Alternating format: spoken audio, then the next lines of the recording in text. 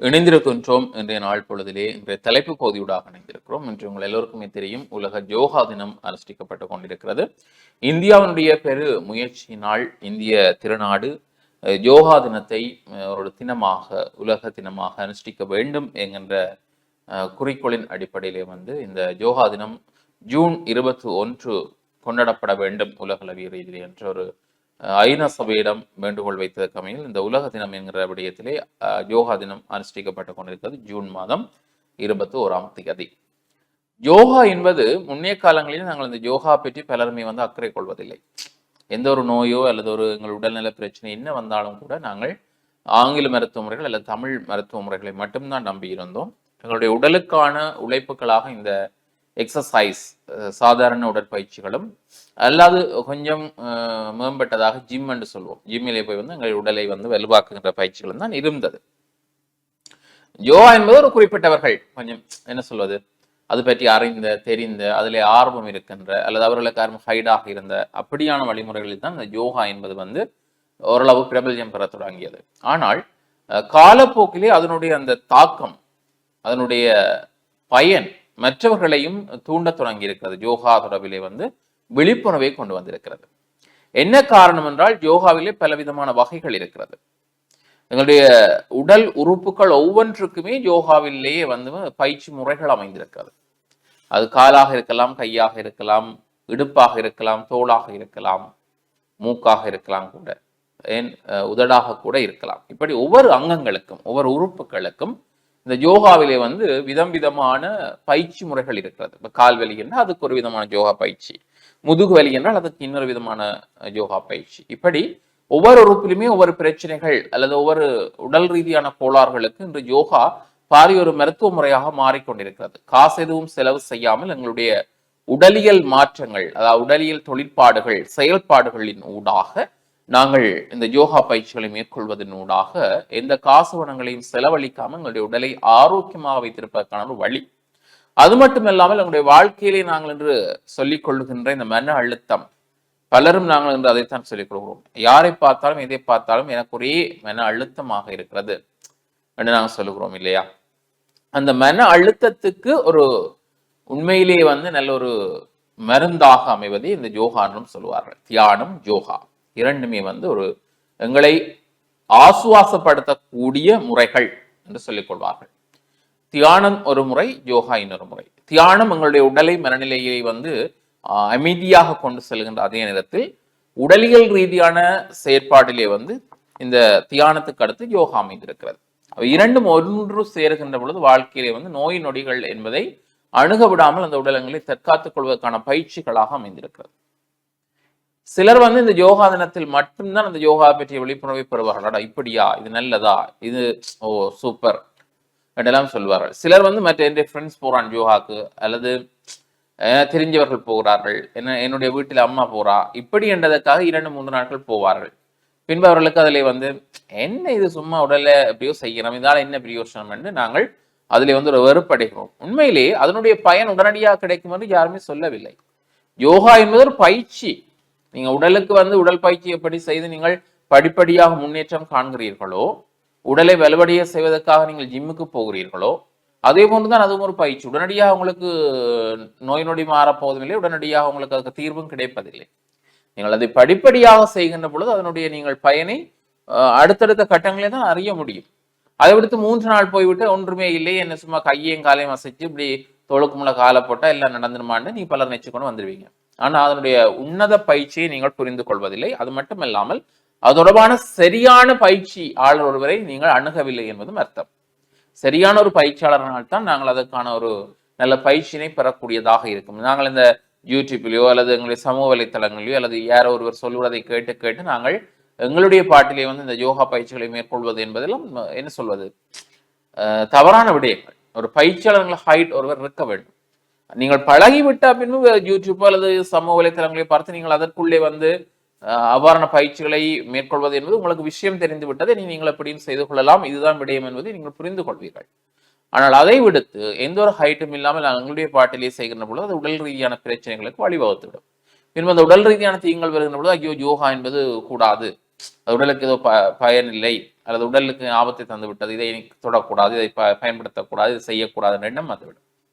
எதற்கும் ஒரு முறையான பயிற்சி என்பது எங்களுக்கு அவசியமாக இருக்கிறது. உலகத்தில் ஒரு தினத்தை நாங்கள் கொண்டாடுகிறோம் என்றால் அதனுடைய முக்கியத்துவம் அறிந்தானே இதை கொண்டாடுகிறோம். ஆகவே உலக அவ்வளவு பயன்மிக்க விடயங்கள் அந்த யோகாவிலும் இருப்பதனால் தான் அதை ஒரு தினமாகவே நாங்கள் கொண்டாட வழி கேட்டிருக்கின்றோம். அதை நாங்கள் புரிந்து கொள்ள வேண்டியவர்களாக இருக்கிறோம். இந்த மாணவர்கள் மத்தியிலே காலை வேளையிலே கூட சில பாடசாலைகளே யோகா பயிற்சிகளை வழங்குகிறார்கள். அதாவது பாடசாலை தொடங்குவதற்கு முதல், அதாவது என்ன சொல்வது, முதல் பாட பீரியட் தொடங்குவதற்கு முதலே யோகா பயிற்சிகளை சொல்லிக் கொடுக்கிறார்கள். உடல் ஆரோக்கியத்துக்கு காலை வேளையிலே எப்படி நாங்கள் சுறுசுறுப்பாக இருப்பதற்கான பயிற்சிகள், விழிப்பாக இருப்பதற்கான பயிற்சிகள், உடல் சோர்வுகள் நீங்குவதற்கான பயிற்சிகள் என்று சொல்லி எல்லாம் பயிற்சிகள் கொடுக்கிறார்கள். காலை பொழுதிலேயே கொடுக்கிறார்கள். அது மாணவர்கள் காலை வேளையில் அதற்கான ஆடைகளை கொண்டு போகிறார்கள். பின்பு அந்த பயிற்சி முடிந்தவுடன் பாடசாலை ஆடைகளை அணிந்து பாடசாலை வகுப்புக்கு செல்கிறார்கள். அவர்களுக்கு சுறுசுறுப்பு வருகிறது, உத்வேகம் வருகிறது, மூளையிலே அவர்களுக்கு சிந்திக்கின்ற ஆற்றல், கிரகிக்கின்ற ஆற்றல்கள் வளர்கிறது. ஆகவே கல்வியிலே அவர்கள் திறம்பட முன்னேறக்கூடியதாக இருக்கிறது. ஏனென்றால் இன்றைய கல்விகள் எல்லாமே முன்னைய காலம் போன்ற அல்ல. தொழில்நுட்ப ரீதியிலே சவால்கள் மிக்க கல்வி முறைகள். தொழில்நுட்ப ரீதியிலே நாங்கள் அறிவுபூர்வமாக சிந்திக்க வேண்டும். பார்த்து அப்படியே கொப்பி பண்ணிவிட்டு எழுதிவிட்டு வருகின்ற கல்வி முறைகள் இப்பொழுது குறைந்து கொண்டு வருகிறது. பாடமாக்கி எழுதுகின்ற முறைகள் அருகி வருகிறது. தொழில்நுட்ப ரீதியான முறைகள் தான் இந்த கல்வியிலே ஆக்கிரமித்துக் கொண்டிருக்கிறது. எந்த ஒரு தொழில்நுட்பத்தையும் நாங்கள் எங்களுடைய உடலிலே கிரகிக்க வேண்டும், எங்களுடைய மூளை அதை கிரகிக்க வேண்டுமாக இருந்தால் இந்த அறிவுகள், நுட்ப ரீதியான அறிவுகள் வளர்ச்சி பெறுவதற்கு இந்த யோகா என்கிற முறைகள் பயிற்சிகளும் அவசியப்படுகின்ற ஒன்றாக இருக்கிறது. இம்முறை என்ன துணைப்பொருள் என்று நாங்கள் பார்த்தால், இந்த முறை யோகா தினம் ஒரே ஒரு பூமி ஒரு முறை ஆரோக்கியம் என்கிற ஒரு துணைப்பொருளே தான் கொண்டாடப்பட்டுக் கொண்டிருக்கிறது. அதாவது ஒரே ஒரு பூமி என்கிற பொழுது நாங்கள் இந்த பூமியை எங்களுக்கான மனித வாழ்விடத்துக்கான ஒரே ஒரு பூமியாகத்தான் பார்க்க முடியும். எத்தனையோ கோள்களிலே ஆராய்ச்சிகள், எத்தனையோ கிரகங்களிலே ஆராய்ச்சிகள் செய்தாலும் மனிதன் இப்பொழுது வாழ்வதற்கான ஒரே ஒரு இடம் பூமி மட்டும்தான். அவை ஒரே ஒரு பூமி தான் என்று சொல்லக்கூடியதாக இருக்கிறது. அந்த ஒரே ஒரு பூமியிலே ஒரே ஒரு முறை ஆரோக்கியமாக வாழ்வதற்கான வழிமுறை தான் இந்த முறை 2025ஆம் ஆண்டுக்கான துணைப்பொருள். ஆகவே அந்த ஆரோக்கியத்தை பேண வேண்டிய பொறுப்பு எங்கள் கைவசம் இருக்கிறது. உடலுக்கு ஆரோக்கியத்தை தரக்கூடிய வழிமுறைகள் என்ன இருக்கிறது என்பதை பெரியோர்கள் சொல்லிவிட்டு சென்றிருக்கிறார்கள். அவற்றை கடைபிடிப்பது எங்களுடைய கைவசம் இருப்பதனால் அதை நாங்கள் நடைமுறையிலே கொண்டு வந்தால் எங்களுடைய உடலை நாங்கள் பாதுகாக்க முடியும். ஆகவே வெறும் யோகா தினம் என்ற நாளிலே மட்டும் ஆயிரக்கணக்கிலே மாணவர்களை சேர்த்து ஒரு ஒலிவாங்கியை வைத்து நாங்கள் யோகா தினம் இது என்று அனுஷ்டிக்கிறோம் என்று நாங்கள் ஒரு என்ன சொல்ல வெளிப்படைத்தன்மையாக சமூகத்துக்கு ஒப்புவிப்பாக மாணவர்களை கொண்டு அந்த நாளில் மட்டும் இந்த யோகா தினங்களில் யோகா விடயங்களை அனுஷ்டிக்காமல் தினமும் பாடசாலை மட்டங்களிலும் சரி, போட்டி மட்டங்களிலும் சரி, அல்லது மாணவர்களுடைய வெளிப்பாட்டு திறன்களிலே சரி, அல்லது செயல்பட்டு மகிழ்வோம் என்கிற ஒரு நிகழ்வுகள் இப்பொழுது பாடசாலை மட்டங்களில் நடைபெற்றுக் கொண்டிருக்கிறது. அந்த நிகழ்வுகளின் ஊடாக சரி இந்த யோகாவை நாங்கள் வெளிக்கொணர வேண்டியவர்களாக இருக்கிறோம். என்றால் இது ஒரு கடினமான விடயம் அல்ல. பல மாணவர்கள் இதில் திறமையானவர்களாக இன்று பலர் சாதிக்கின்றவர்களை நாங்கள் காண்கிறோம். உடல்களை அவர்கள் அசைக்கின்ற விதம் அல்லது அவர்கள் செயற்படுகின்ற விதங்களை பார்த்தால் ஆச்சரியமாக இருக்கிறது. நாங்கள் ஒரு நாளே அப்படி வந்துவிட முடியாது. பயிற்சி தான் அதற்கு முக்கிய காரணம். எங்கள் உடலை எவ்வளவு தூரத்துக்கு நாங்கள் வளைத்து நெளித்து சுழித்து செய்யக்கூடியதாக இருக்கும், அவ்வளவு தூரத்துக்கு ஆரோக்கியமாக இருக்கிற அப்படின்னு அதை செய்யக்கூடியதாக இருக்கிறது. காலில் வரி இல்லை, மூட்டிலே பிரச்சனை இல்லை.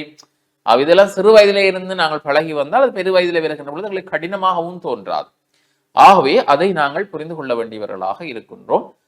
இது ஆரோக்கியத்திலே சிறப்பான ஒரு இடத்தையும் பிடித்திருக்கிறது இல்லையா கார்த்திகாயினி? நிச்சயமாகத்தான் இந்த சமகாலத்தில் இந்த யோகா வழியில் வாழ்க்கை அப்படி என்று பலரும் அதை நோக்கி பயணிக்கக்கூடியதை நாங்கள் பார்க்கக்கூடியதாக இருக்கும். குறிப்பாக இந்த யோகா அப்படி என்று சொன்னாலே இந்தியாவினுடைய 5000 வருடங்கள் பழமையான ஒரு கலை என்றும் அதை சொல்கிறார்கள். அது ஒரு பயிற்சி, அது ஒரு பிராக்டிஸ் என்றதை தாண்டி யோகா என்பது ஒரு கலை, ஒரு நாட்டினுடைய தனித்துவமான கலையாகவும் இது இருக்கிறது. குறிப்பாக இந்த கலை என்பது, இந்த பிராக்டிஸ் என்பது இப்ப அதிகமாக வெளிநாடுகளில் இருப்பவர்களும் சரி, அதிகமாக இந்த யோகா என்பது மீது நாட்டம் என்பது பலருக்கு இருக்கக்கூடிய ஒன்றாக இருக்கிறது. யோகா அப்படி என்று சொன்னாலே உடலை வளைத்தல் அல்லது உடல் தொடர்பான பயிற்சிகள் அப்படி என்று நினைக்கிறார்கள். ஆனால் அடிப்படையில் இந்த யோகா எதற்கு வழிவகுக்கிறது என்று சொன்னால், இந்த உடலில் இருக்கக்கூடிய ஆன்மா, இந்த மனமும் உடலும் ஒன்றிணைந்து ஒரு சமநிலையில் பயணிக்கக்கூடியதற்கான வழிவகைகளை இந்த யோகா செய்து தருகிறது அப்படின்பார்கள். குறிப்பாக இன்று சமகாலத்தில் இந்த இளைஞர்களாக இருக்கட்டும், முதியவர்களாக இருக்கட்டும், அனைவருமே இந்த யோகா பயிற்சி, இந்த யோகா என்ற கலையை நீங்களும் அந்த பயிற்சியில் ஈடுபடுவதற்கான சந்தர்ப்பங்கள் இப்பொழுது அதிகமாக இருக்கிறது. எங்களுடைய தேசங்களிலும் அந்த அவைலபிலிட்டி என்றது அதிகரித்திருக்கக்கூடியதாக ஒன்று இருக்குது. சரியான பயிற்சியின் கீழ் நாங்களும் இந்த யோகா கலையை பெற்றுக்கொள்வதற்கான சந்தர்ப்பங்கள் அது கிடைப்பனவு என்பது எங்களுடைய தேசங்களிலும் அதிகரித்திருக்கிறது. இது தொடர்பான கற்கை நெறிகளாக இருக்கட்டும், இது சரியான பயிற்சி முறையின் கீழ் உட்படுத்தப்படக்கூடிய தன்மைகள் என்பது சம காலத்தில் அதிகரித்திருக்கிற ஒன்றாக இருக்கிறது. அடிப்படையில் இந்த யோகா என்பது உடலும் உளமும் ஒரு சமநிலையில் பயணிக்கக்கூடிய தன்மைக்கு வழிவகுக்கின்றது என்ற பொழுது இன்றைக்கு எங்களுடைய இளைஞர்களாக இருக்கட்டும், சிறுவர்களாக இருக்கட்டும், முதியவர்களாக இருக்கட்டும், இந்த வயது வேறுபாடின்றி இருக்கக்கூடிய ஒரு நோய் என்னவென்று சொன்னால் இந்த ஸ்ட்ரெஸ், டிப்ரெஷன் என்ற ஒரு நோய் தான். அதற்கு வயதே இல்லை, வயது வேறுபாடின்றி அது அனைவருக்கும் இருக்கக்கூடிய, அதிலும் குறிப்பாக இந்த இளைஞர் யுவதிகளுக்கு வந்து அந்த நோய் வந்து குணப்படுத்த முடியாமலும் அதுக்கான தீர்வு இல்லாமல் அப்படியே ஸ்ட்ரெஸ் டிப்ரெஷனோடையே பயணிக்கிற, அதுக்கு நாங்கள் பழக்கப்பட்டுட்டோம் என்று சொல்லக்கூடியவர்களுக்கு இந்த யோகா என்பது ஒரு சிறந்த ஒரு வழியாக இருக்கும். நீங்கள் அதிலிருந்து விடுபட்டு புதிதாக உங்களுடைய வாழ்க்கையை ஆரம்பிப்பதாக இருக்கட்டும், அல்லது உங்களுடைய வாழ்க்கையில் ஒரு மாற்றத்தை கொண்டு வருவதற்கு இந்த யோகா என்பது ஒரு சிறந்த ஒரு வழியாக இருக்கும். அதிலும் குறிப்பாக இந்த யோகா தினத்தினுடைய கொள்கையாக ஒரு பூமி ஆரோக்கியமாக இருப்போம், இந்த ஒரு ஆரோக்கியம் அப்படி என்று கூறுவது போன்று எங்களுக்கு கிடைத்திருக்கக்கூடிய இந்த வாழ்க்கையில் பல மனக்கசப்புகள் வரும், மனஸ்தாபங்கள் வரும்,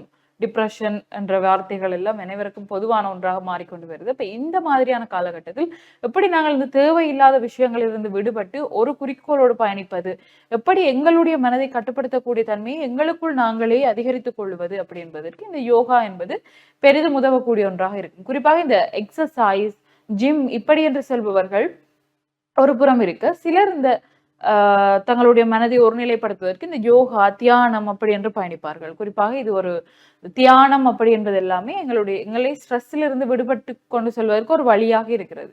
அப்ப சமகாலத்தில் இது தொடர்பான இந்த யோகா, தியானம் அப்படி என்று பயணிப்பவர்கள் வந்து அதிகரித்திருக்கிறார்கள். எங்களை சூழ இருப்பவர்களே, குறிப்பாக எனக்கு தெரிந்தவர்கள் எல்லாம் இந்த யோகா பயிற்சி அப்படின்னு சொன்னாலே சிலர் நக்கல் அடிக்கக்கூடிய ஒன்றாக தான் இருக்கும். இன்னும் யோகாக்கு எல்லாம் போறீங்களா, இன்னும் தியானம் எல்லாம் செய்றீங்களா என்பது அது வழக்கமான ஒரு விஷயம்.